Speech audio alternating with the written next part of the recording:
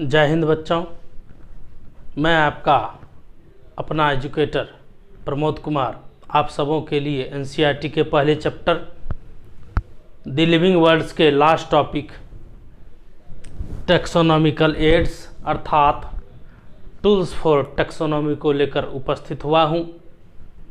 तो चलें, taxonomical aids, इसकी क्या भूमिका है, इनको जानते हैं। ये क्या है, इनके क्या फ़ायदे हैं, तो इस पे बात करते हैं। बच्चों, जैव वैज्ञानिकों ने जीवों के पहचान, उनके नामकरण तथा वर्गीकरण को सरलता से अध्ययन करने के लिए कई तरीके तथा साधन विकसित किए।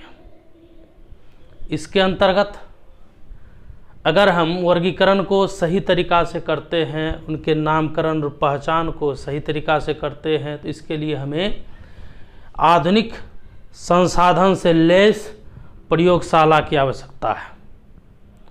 और साथ ही साथ उस प्रयोगशाला के जो चारों ओर के वातावरण है, उस वातावरण में जो पाए जाने वाले पेड़ पौधे तथा जंतु हैं, उनके अध्ययन की आवश्यकता है। हमें प्रयोगशाला के चारों ओर के वातावरण में उपस्थित पेड़ पौधे तथा जंतुओं के कैरेक्टर को देखने से जो भी सूचनाएं प्राप्त होती है, उन सूचनाओं को संरक्षित रखने की आवश्यकता होती है। साथ ही साथ सूचना के साथ उनके स्पेसिमेन नमूने को भी हम साथ साथ रखते हैं और उसे संरक्षित करते हैं। इन संरक्षण के संदर्भ में हम बात करते हैं कौन कौन से टूल्स और टेक्निक्स हैं जिसकी सहायता से हम सूचनाओं तथा नमूने को संरक्षित रखते हैं, प्रिजर्व रखते हैं। और वर्गीकरण के लिए सूचनाएं, वर्गीकरण के लिए नमूना, जीव जंतुओं के नमूने का होना अति आवश्यक है और यह टैक्सोनॉमी का प्राइमरी सोर्स है। तो बात करते हैं कौन कौन से टूल्स हैं जिसके संदर्भ में हम नमूने तथा सूचनाओं को प्रिजर्व रखते हैं। वे क्या हैं? तो वे हैं हार्बेरियम है, दूसरे म्यूजियम है,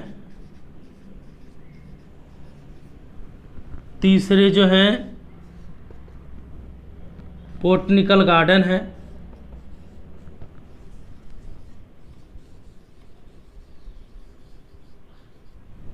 चौथे जो हैं ये जूलॉजिकल पार्क है।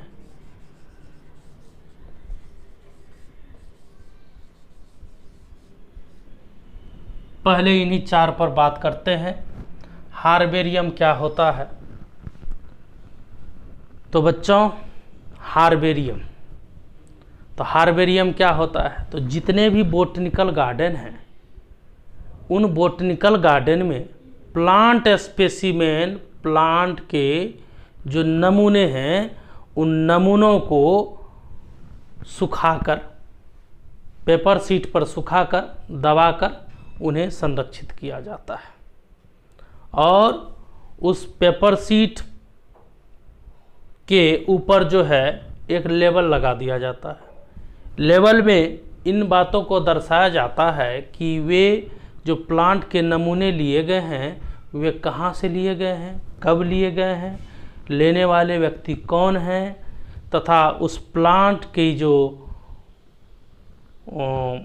जो भी रिफरेंस हैं, उन सभी रिफरेंस को, उनके बोटनिकल नाम को उस पेपर शीट के ऊपर में लेबल के रूप में लगा दिया जाता है। इन्हें हम हर्बेरियम कहते हैं। तो इसमें जो है क्या होता है, प्लांट्स स्पेसिमेन, प्लांट स्पेसिमेन को पेपर शीट पर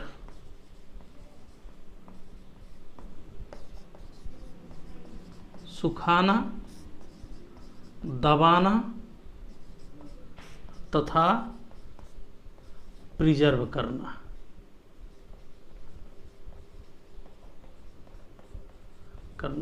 प्लांट स्पेसिमेन को पेपर शीट पर सुखाना, दबाना तथा प्रिजर्व करना ही हार्बेरियम है। और हार्बेरियम पर क्या होते हैं?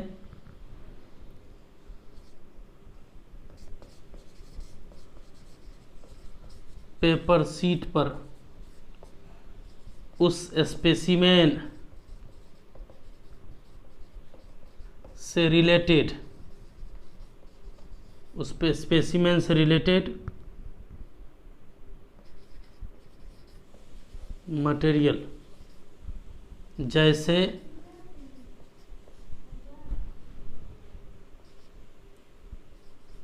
बोटनिकल नेम,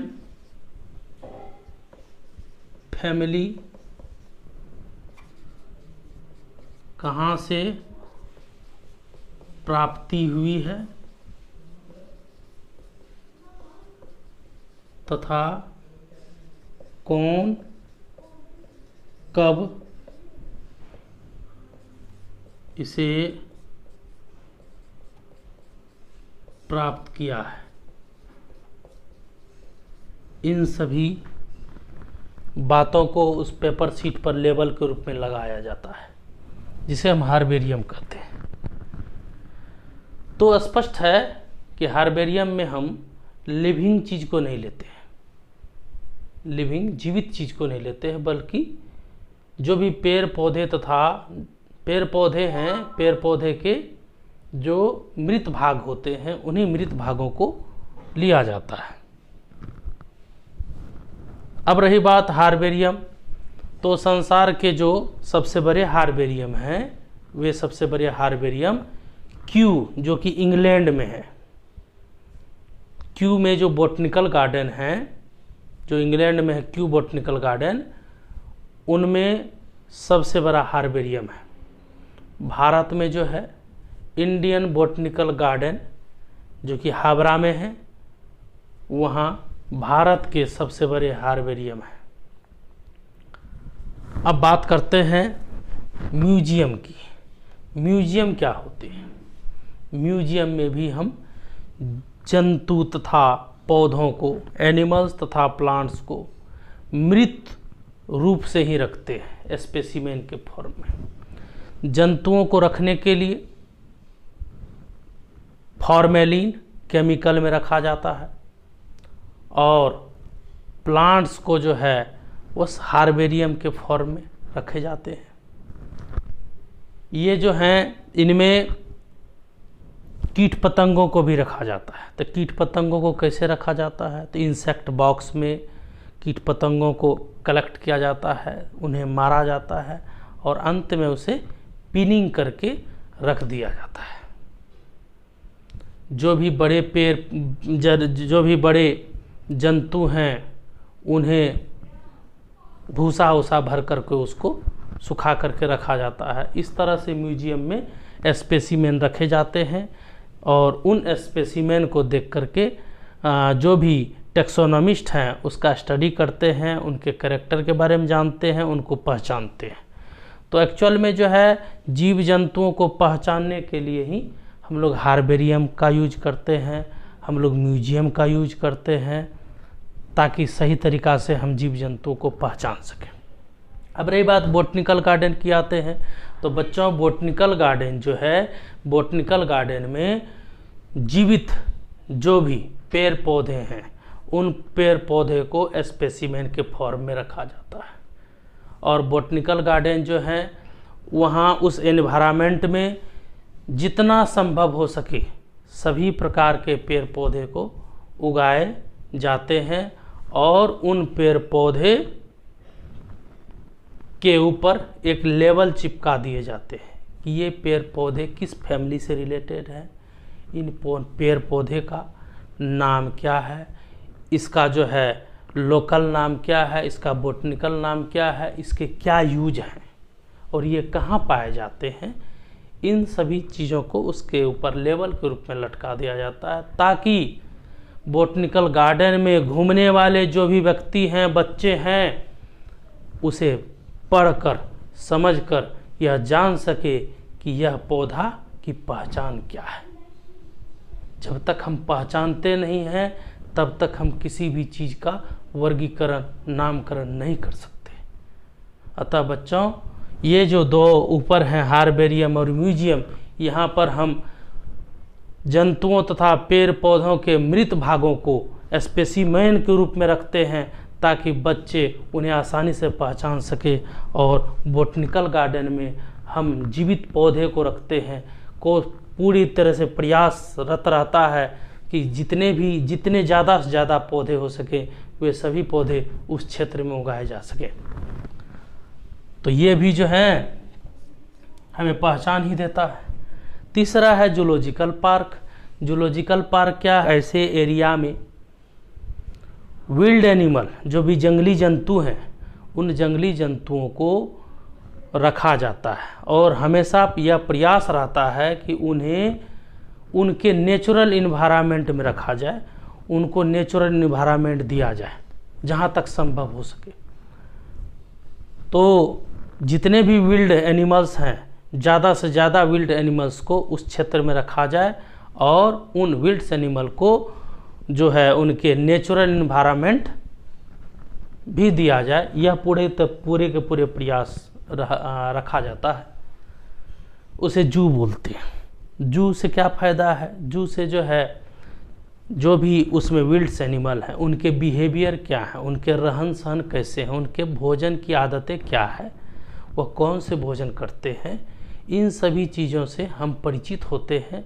और मानवों की देख रेख में वे सभी जीव जंतु रहते हैं और मानव ही उनके बिहेवियर को रीड करता है। तब हम जान पाते हैं कि कौन से जंतु के बिहेवियर क्या है।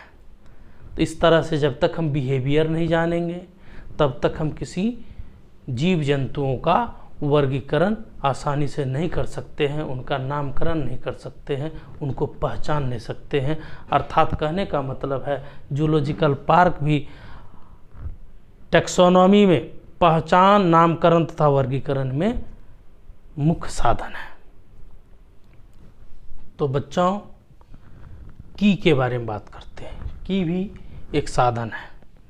यह जो है एडिशनल टैक्सोनॉमिकल एड्स हैं और ये जो बेस्ड होते हैं, ये बेस्ड होते हैं सिमिलरिटीज तथा डिसिमिलरिटीज के आधार पर जीवों की पहचान की जाती है। सिमिलरिटीज तथा डिसिमिलरिटीज के आधार पर जो है जीवों की पहचान की जाती है। इनमें जो है ये जो बेस्ड होते हैं, ये कंट्रास्टिंग कैरेक्टर पर बेस्ड होते हैं और वे जो कैरेक्टर होते हैं वे युग्म में होते हैं, वे कपल में होते हैं, वे जोड़े में होते हैं। अब रही बात फ्लोरा की। फ्लोरा क्या होता है?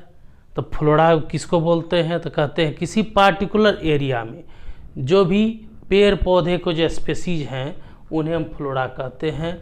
और किसी पार्टिकुलर एरिया में जो पेड़ पौधे के स्पेसीज हैं, उन स्पेसीजों का अध्ययन करें तो अध्ययन करने से क्या होती है, तो हमें वर्गीकरण में काफ़ी सहायता मिलती है, साथ ही साथ उनके पहचान में भी हमें काफ़ी जो है सहायता प्रदान होती है।